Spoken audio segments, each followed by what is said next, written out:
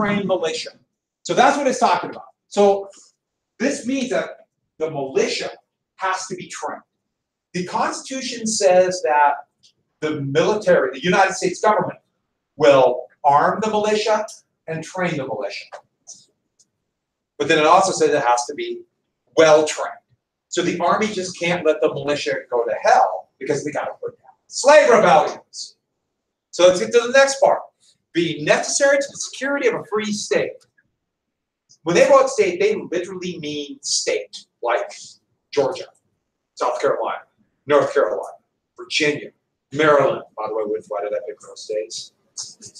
Most of the slaveholders lived there. So we're talking about the state, which is ironic to have a free state to put down slave rebellion. The irony should just be dripping off of it. The right of the people to keep and bear arms shall not be infringed. For the people. Yeah, citizens of the state, but you're right. It's the people. Like the citizenry, that's it. The mass, the people. It's not individual people, it's us. That's what Madison was talking about. So, we, the people. And then what are arms? Some guns are arms, some guns aren't.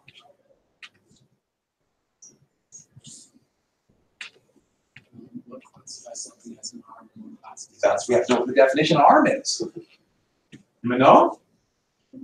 A bayonet is an arm. A knife is not an arm. A hunting rifle is not an arm. A howitzer is an arm.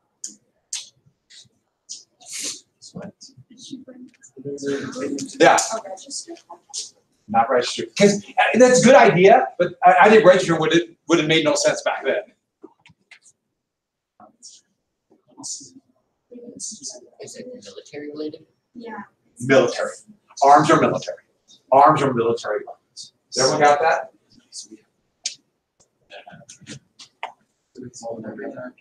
It just says we have the right to have a militia that's well trained with military weapons. When they actually were the debate on the floor, nobody would have thought about personal weapons. That was not even considered in the argument. The two big arguments were the issue of state militias and do we need a standing army then if we have militias? And of course, men like Washington are going, no, do you remember what the militia did in the war? They ran. So that was actually the big argument. Personal weapons, no, because everyone in 1790 knew that arms were military weapons. And they would have thought, no, it's probably not going to be well regulated if people have cannon at home. Just like today, would probably not be very well regulated and controlled if people had thermonuclear weapons in their basement. Now, no, we would be fine, but you see people out there. Maybe we don't want them to have a thermonuclear weapon. Yeah. And then with thermonuclear weapons, we wouldn't be fine either. And so, that's what the issue was. And it was never about personal weapons. And the reason why is it seems silly, especially Madison would not have thought. One more thing too. Madison was not thinking that people would need weapons because of a repressive state. He wrote the Constitution. Do you really think he thought the state was going to be bad? Now, why do you have your phone out?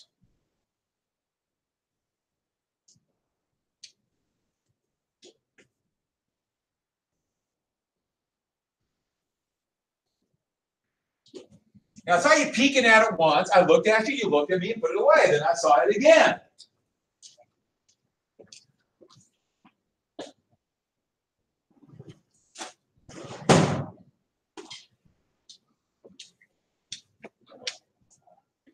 So,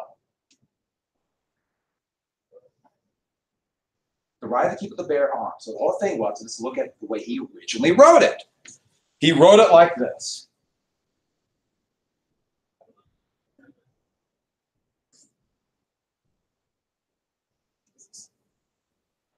In italics, that's what he originally wrote it. And I think you might be able to see why they changed it to the wording of today. That's really kind of hard to follow. Do you see it? so many conflicts are just like, okay, when is it going to get to the point? And it just doesn't get to the point. Yeah. Religiously scrupulous, a term today would be conscientious objector. Conscientious objector is somebody who, for whatever moral reasons, they would not participate. And Madison's thinking, well, we're not going to make everybody to the militia. But by adding this, it implies that any man who is not religiously scrupulous must be in the militia. That's why that implied, and that's why they took it off, and that's why we have the reading of it today. That's why we have that kind of weird, convoluted reading. And so it was all about militia. And for the first 230 some years of the United States, that was, of course. And so the ruling about this, about having personal weapons, that was never really talked about to the 1970s. The 1970s, all of a sudden, it became a thing, where it implied that everybody had the right to personal weapons. And people now would start standing up for their Second Amendment rights. That was a relatively new thing historically. Now, relatively new things, most of the country was not like that. And secondly, since it was in my lifetime, if something happened in my lifetime, it's new to me. You'll be like that too. If it happened in your lifetime, it'll be new to you. So, and then in 2010, the Supreme Court, in one of the most radical rulings in its history, said, yeah, it is about a militia, but it implies, along with the 10th Amendment and the 9th Amendment, that people can have some personal weapons that can be restricted by government. And so that's the way the Supreme Court has ruled now. My guess is that's probably going to be even more, to say that even more people would have even more weapons. That'd be my guess in the next couple of years. But we'll see. That's pretty radically different than what the original Constitution was. So let's get to number 3. 3, everyone has an historical reference. So number 1, about the British infringing on rights in the press. Number 2, about the issue of slave rebellion. Number 3 is quartering. And remember the Townshend Acts and the Coercive Acts say quartering their troops that led to the Boston Massacre. So that directly relates to that. Directly.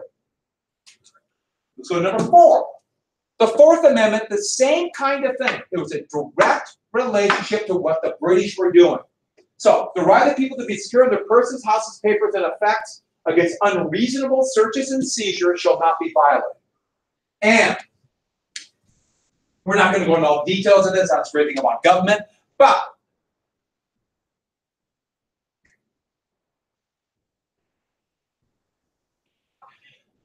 two things. First off, write down privacy. Because the right to privacy is nowhere in the Constitution. In the U.S. Constitution. It isn't the Montana Constitution. But that was written in 1971. But this implies a right to privacy. But number 2, and even more important, they did it because of what really happened. The British issued what's called writs of assistance. And a writ of assistance was a law, a blanket writ, that they could do search and seizure of anything without a warrant. They could just search anywhere. So everyone got that. That was a writ of assistance. And the British were doing that against smugglers. Yeah. Well, wouldn't that kind of like a universal warrant? Mm-hmm. Like, that's another way of saying a universal warrant. oh, okay. And basically, they could just search anybody. And the whole idea was, the British thought, we know there's smugglers, we're going to find them. But what the British did with the writs of assistance is they just searched and harassed patriots. That's what they did. And that's what writs of assistance do. It was a way to harass political enemies. In fact, that's what police states do. That's what authoritarian dictatorships do. They do a writ of assistance so they can harass people anywhere they want to. So that's the Fourth Amendment. Once again, this goes back to historical precedent. But let's look at this. Do you see the catch? Do you see the catch in this one? Yeah. Can you define unreasonable? Wouldn't that be different every time? So there are catches to every one of these. Once again, we're not going to go into all the details about this. I just want to give you an idea. There was historical precedent, but at the same time, it's not absolute rights. Yeah. Why are some of the words randomly capitalized, like warrants? There were no rules. And so it's pretty common to capitalize nouns. Oh, yeah, and so you see some languages that do that. But there's no set rules yet on grammar. Which in a way would be kind of nice, wouldn't it? But then again, rules do help. So the Fifth Amendment, we're not going to go into every detail of the Fifth Amendment, but there are two ones I want you to get. I'm sorry, three ones I want you to get. It says you can't be subject to the same offense to be put twice in jeopardy of life or limb. That's called double jeopardy. And you can't be tried twice for the same crime. Can't be tried twice. Now, of course, the way the law is written, they can have a bunch of different laws, and therefore, you know, like if we don't get you for this one, we'll get you for this one. But the idea is, if you want to find a political enemy, which is what happened in Britain, especially during the English Civil War, where they would just keep putting people up the trial, over and over and over again. What a great way, not only to shut one person up, but terrifying everybody else. You sure you want to go against me? I'll find something. I'll find something. And the next thing you need to know is this. Well, I should say this. I'm not going to make you know this, but nor shall be compelled in any criminal case to be a witness against himself. You don't have to give evidence against yourself at a trial.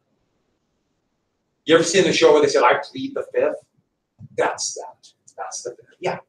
So is that part of it, like the trial, like you can't be tried twice, part of it the same like correlation to Britain as like 3 and 4 did? How it was like directly correlated? Yes. It's directly related to what the British did. It's like, we can't go down that same path. Which of course, it's kind of didn't happen. You know, there's still, like when I told you, there'd be a lot. The law is written in such a way that you might violate 20 laws. So we just put you on trial for all. We'll get you for something. And so next one, this one you do need to know though. Nor deprived of life, liberty, or property without due process. You got to get due process then. Due process means that there be certain legal procedures that everybody within the borders of the United States have. Now I got to be clear about the borders of the United States, because 117 years ago and 14 years ago, there were 2 different court cases, they ruled, it won't apply outside the borders. That was a big meaning down the road. But you have due process of the law. The word we need here is habeas corpus. Habeas corpus is the most important due process. And what that means is this.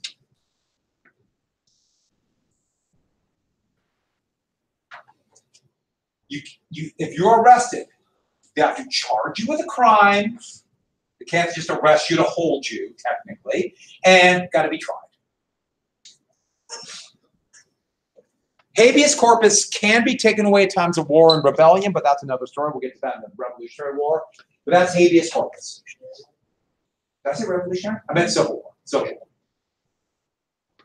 Pretty important amendment, but of course, once again, I just briefly talked about loopholes. Now, Sixth Amendment, this is the one about public trial and counsel. I'm not going to talk about this one. I just wanted to the Sixth Amendment. The big thing about that one, once again, the British were holding people, and this goes back also to British history, that these courts called Star Chambers. And there were courts where people would not only wouldn't be public, but they wouldn't even see the judge. In fact, the judges would be the jury, and the judges would be those who arrested them. And they would be held for crimes, and basically justice would be, the verdict would come, and they'd have no defense at all. They called them Star Chambers. And this was a way that the king dealt with enemies, and that's why I said we're not going to have that. And 7th, that's for civil cases. We're not going to talk about that one here, but that's like a lawsuit.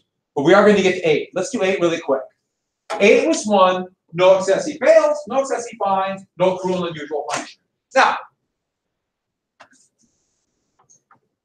Was this like as slavery was going on? yeah.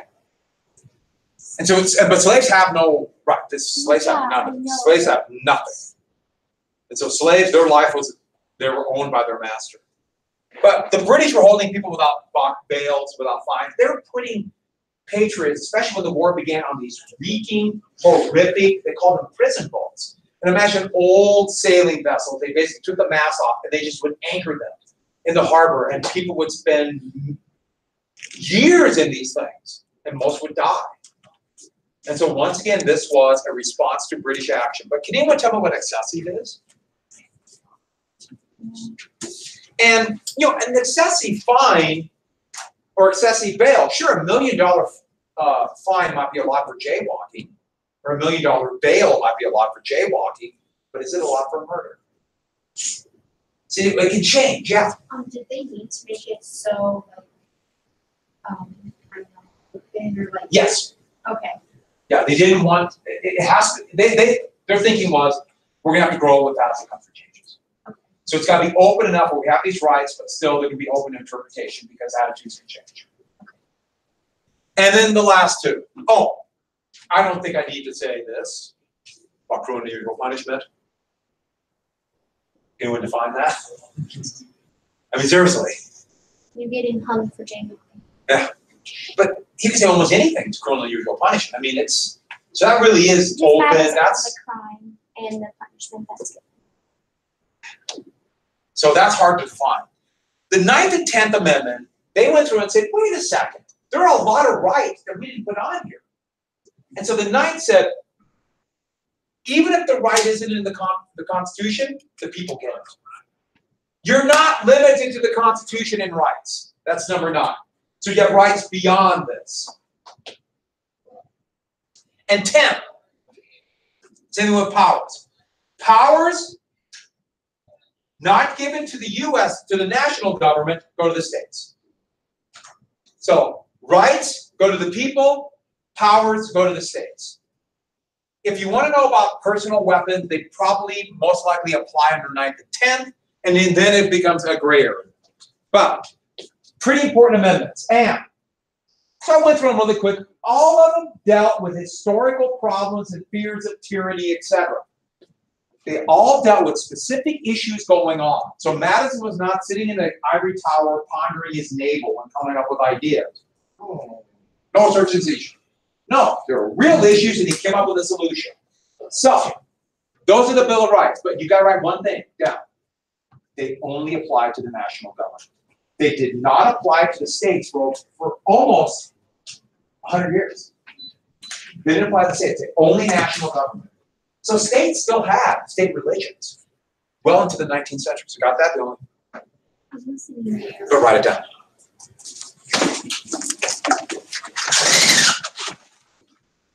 And so with that, okay, I need one more thing done. So that's the Bill of Rights. They only apply to the national government, but then we start the Federalist era. Everyone write down Washington's presidents. Let me get a couple presidents out in the next minute. These are going to go really fast. The presidents. First off, what do you call the president? Washington is now the new president. What do you call him? Your Excellency, Sire, Sir. John Adams wanted to call him His Highness. His Excellency. His Excellency. Yeah. Washington decided, Mr. President. Now, he wouldn't shake hands with the riffraff quite yet. The first president to shake hands would be Jefferson. Part of this, Washington didn't want to talk to people where his teeth would fall. He's very self-conscious of that. The ivory teeth didn't fit all that well. He also would serve 2 terms. Also, Congress would pass the Judiciary Act of 1789. We put it under Washington's president, even though this was Congress and he signed the bill. But this would set up the court system of federal courts, courts of appeals, and Supreme Courts that we still use to this day. So it set up that basic system back in 1789. And then the last one. Washington would set up the cabinet. And it's done by the Constitution, but Washington did it. And he wasn't sure if he should appoint people who were not or were in Congress like they do in Britain. Parliament, prime ministers in Parliament, cabinets in Parliament. He said no, they would not only be outside of the cabinet, they would be appointed by the president and then confirmed by Senate. The Constitution says advise and consent, and they said, okay, what the heck does that even mean? Okay, we'll have the Senate vote up or down.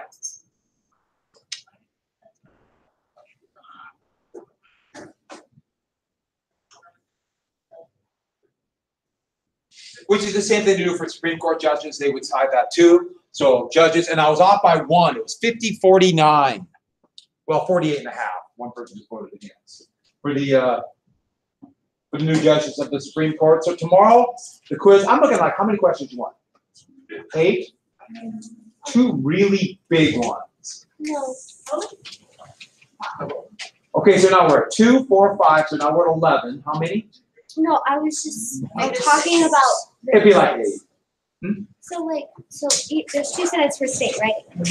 Yeah. Okay, so is it allowed that each senate from each state has a different vote? Oh, sure. Okay. That, in a place like Montana happens all. Montana has a Democrat and a Republican. Okay, so. And so not all the time, but a lot of the time they vote differently.